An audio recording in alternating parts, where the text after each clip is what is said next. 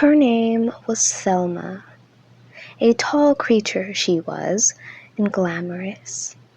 Her mind was easily shaken, though, and swayed to paranoia. She walked past the city of little folk, outside her domain. Unnatural. The little creatures scurried out of the way of her uneven steps. "She's out of line, that one said. A small female creature, color of a dark teal, almost gray, ears that curved upward like bovine horns. Her figure was feminine, her chest modestly covered with yellow fur. Her hair, a pale teal blue, hung down her shoulders. She perched on a balcony, preparing to jump out of the way of Thelma if her barbed tentacles ever swung too close. Thelma carried similar teals, though brighter. There was much to comment on her appearance. Her ambiguous, beastly face, with a black nose, forward-facing eyes, sclera black, irises, a bright green with black pupils framed with dark teal eyelashes. Under her first set of eyes was another identical pair. Her hair matched the color of her lashes, a mess of unkempt curls that fell down her back. She wore a sheer turquoise robe that sparkled. A glittering rope of pastel colors made of cosmic shapes was tied around her waist, accentuating her figure. Her 2 ears were large and lined with pastel yellow fluff. From her ears grew sparkling antennae like shimmering strings that dangled. These gathered further information from the environment, and further on it served to dazzle those who gazed. 2 barbed yellow tentacles emerged from her back, ending in pale yellow barbs, as did the 2 that emerged from her head, and the 3 tails which whipped around in a frenzy. "You are out of bounds! Leave!" a smaller creature said as she looked up at the thundering Thelma. Thelma, her mind listening for the reason why she was romping around in Little Folkland, said, "Hush, I'm listening," she told the little folk. A floating hand the color of red oak leaves always accompanied her.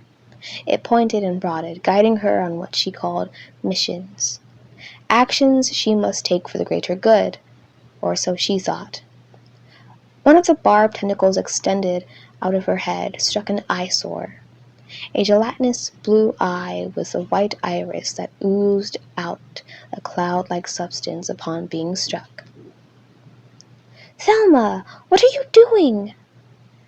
the little creature who looked up to Thelma from the ruby mist grasses said, wearing a robe the color of yellow-stained bones. A teal creature, with a bright green nose and olive green hair that fell straight and long to the ground. "You're lucky they're expendable, Thelma." Thelma gave a mock frown at this. Her blue painted lips turned downwards and then straightened to a neutral expression as she contemplated. The mystical hand tapped her chin thoughtfully. "I need to go now," she said after a moment. The 2 creatures had seen her shift in mood as it became clearer her goal had been accomplished. They scampered off into their castles of purple brick. Thelma plucked the eyesore from her barbed tail, tapping it with a finger. It blinked and oozed. She held it in her left hand, walking off, feeling accomplished.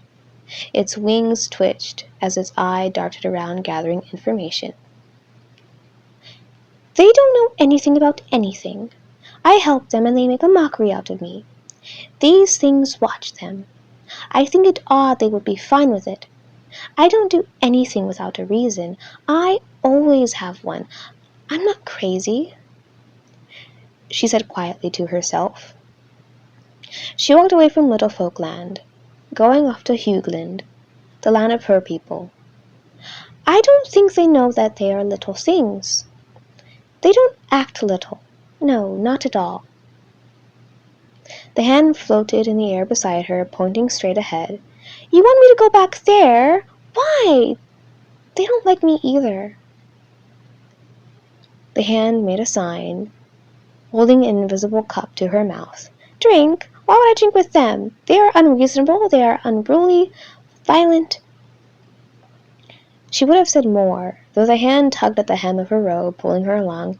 Fine! I'm going. She shooed the hand away from her robe and stepped along the way she always did, like the teetering of a building in a storm, swaying back and forth, but never falling.